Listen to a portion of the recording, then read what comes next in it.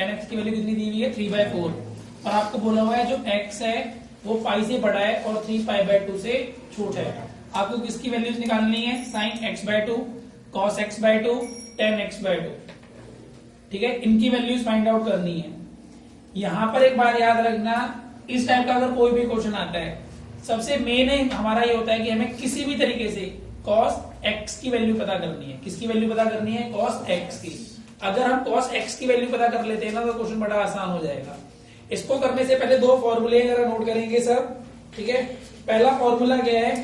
वो है 2 sin square x/2 equals to 1 minus cos x, ठीक है। दूसरा फॉर्मूला क्या है? 2 cos square x/2 equals to 1 plus cos x, यानी एक बार cos x माइनस करना है, एक बार cos x क्या करना है? प्लस। जब आप माइनस करोगे तो किसकी वैल्यू निकल आएगी? sin x/2 की, ठीक है। और जब आप प्लस करोगे तो किसकी वैल्यू निकल आएगी? cos x/, ठीक है। अब जब sin x/2 की वैल्यू निकल आएगी, cos x/2 की वैल्यू निकल आएगी, तो उसकी हेल्प से आप किसकी वैल्यू निकाल सकते हो? tan x/2, क्योंकि tan की वैल्यू क्या होती है? sin upon cos। क्लियर है कि नहीं है? अब ये दो फॉर्मूले याद रखने हैं, इसके साथ एक ये ग्राफ भी याद रखना है। यहां पर वैल्यू 0 होती है, π/2 या 90, यहां पर पाई होती है, यहां कितनी होती है? 3π/2 और 2π। सर्कल यहां से चलेगा एंटी क्लॉक। कैसे चलेगा? Anti clock. पीछे की तरफ चलेगा 0, 90, 180, 270, 360, ऐसे घूमता रहेगा। इसका एक फॉर्मूला है याद करने का,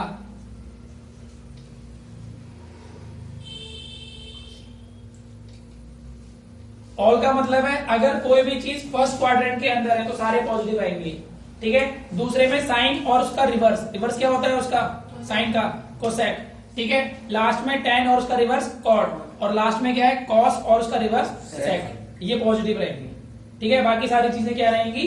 नेगेटिव। अगर मैं कहता हूं सेकंड क्वाड्रेंट के अंदर कोई चीज है तो साइन और साइन का उल्टा कोसेक, ये पॉजिटिव है, बाकी सारे क्या है? नेगेटिव। ये चीजें आपको याद रखकर चलनी है, ठीक है। नोट कर लो एक बार जरा। सबसे पहले देखो हम क्या चीज चेक कर रहे हैं कि जो x है वो कौन से क्वाड्रेंट के अंदर है। x पाई से बड़ा और 3π/2 से छोटा है, यानी वो थर्ड क्वाड्रेंट के अंदर है। थर्ड क्वाड्रेंट के अंदर पॉजिटिव क्या होता है? tan, और tan का उल्टा cot, यानी आप sin, cos, sec, cosec अगर कुछ भी निकालोगे वो यहाँ पर क्या आएगा? नेगेटिव। इतनी बात मुझे समझ में आ गई, ठीक है। अब मुझे इतना पता है, एक फॉर्मूला है sec square x equals to 1 plus tan square x, ठीक है। यहां पर वैल्यूज में पुट करूंगा 1 प्लस 3/4 का होल स्क्वायर, 1 प्लस 9/16, 16 प्लस 9, 25/16, ठीक है। तो sec x की वैल्यू कितनी आएगी? 5/4। ये sec x की वैल्यू आ गई। जब मुझे sec x की वैल्यू पता चल गई तो मैं उसका रिवर्स भी निकाल सकता हूं, यानी cos x, और वो कितना आएगा? 4/5। अब यहां पर मेन क्वेश्चन आता है कि इसे हम पॉजिटिव लिखें या नेगेटिव, जो cos x आया। अभी मैंने क्या बताया? x कौन से क्वाड्रेंट के अंदर बिलोंग कर रहा है? थर्ड क्वाड्रेंट के अंदर, तो इट मींस cos x क्या आएगा आपका? नेगेटिव। तो cos x की वैल्यू क्या लिखोगे? -4/5, थर्ड क्वाड्रेंट। क्लियर है? अब मैं वो फॉर्मूले लगाऊंगा। पहला फॉर्मूला क्या था? 2 sin square x/2 equals to 1 minus cos x, यही फॉर्मूला था ना। अब 2 sin square x/2 equals to 1 minus cos x की वैल्यू कितनी है? -4/5, 1 प्लस 4/5,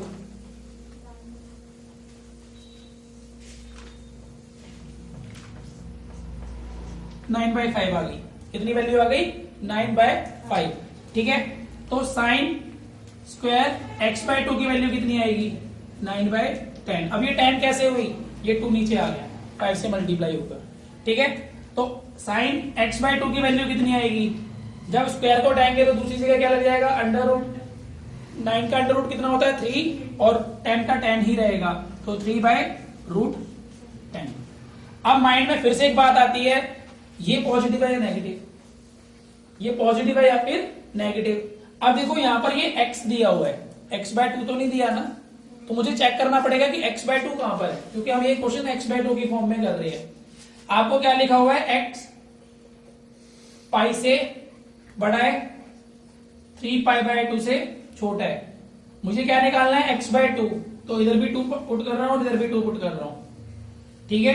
तो एक तरीके से π/2 से बड़ा है x/2 और छोटा है किससे, 3π/4 से। बच्चे पाई की फॉर्म में कंफ्यूज रहते हैं, तो हम सिंपल फॉर्म में कन्वर्ट कर लेते हैं। पाई का मतलब कितना है 180, 180 को 2 से डिवाइड करा कितना आया 90, से बड़ा है x/2 और किससे छोटा है, इसको आप करते हो तो 45 को 3 से मल्टीप्लाई करेंगे 135, यानी x/2 90 से तो बड़ा है बट 135 से छोटा है। तो कौन सा क्वाड्रेंट है यहाँ पर, सेकंड क्वाड्रेंट। कौन सा क्वाड्रेंट है ये, सेकंड क्वाड्रेंट। और सेकंड आपको पता ही है क्या होता है, वहां पर साइन पॉजिटिव होता है, कोसेक पॉजिटिव होता है, बाकी सारी वैल्यू क्या होती है नेगेटिव। यानी साइन की वैल्यू क्या आएगी, पॉजिटिव 3/√10। इसी के वजह से हम क्या निकालेंगे, कॉस, ठीक है। कैसे निकालोगे इसे आप, 2 cos² x/2 equals to 1 plus cos x, ठीक है। वैल्यूज पुट करेंगे, 1 प्लस cos x की वैल्यू कितनी आई थी अभी जब मैंने सॉल्व कर रहा था, -4/5, 1 - 4/5। एलसीएम लूंगा, नीचे क्या आएगा 5, 5 - 4, 1/5। ये किसकी वैल्यू आई है, 2 cos² x/2 की, ठीक है। अब 2 नीचे आ जाएगा, cos² x/2 कितना आएगा 1/10, स्क्वायर को हटाएंगे सामने क्या लग जाएगा अंडर रूट, तो cos x/2 की वैल्यू कितनी आएगी 1/√10। फिर माइंड में वही बात, ये पॉजिटिव है या नेगेटिव। अभी मैंने क्या पता करा था, ये सेकंड क्वाड्रेंट के अंदर है, सेकंड क्वाड्रेंट के अंदर सिर्फ साइन और साइन का रिवर्स कोसेक पॉजिटिव होगा, बाकी सारे क्या होंगे नेगेटिव, यानी cos क्या है यहाँ पर नेगेटिव। अब लास्ट में आपको क्या निकालना है, tan x/2। tan x/2 कैसे निकलेगा, sin x/2 divide by cos x/2। आपको वैल्यूज पता ही है, एक की वैल्यू आ रही है 3/√10 और एक की वैल्यू कितनी आ रही है 1/√10। √10 से √10 कट गया, आंसर कितना आएगा, ठीक है। फिर से वही बात, अब ये पॉजिटिव है या नेगेटिव, सेकंड क्वाड्रेंट के अंदर x/2 है, तो यहाँ पर साइन पॉजिटिव है, बाकी सारे क्या है नेगेटिव, उसको हम क्या पुट करेंगे -3। ये क्वेश्चन का सॉल्यूशन है पूरा का पूरा।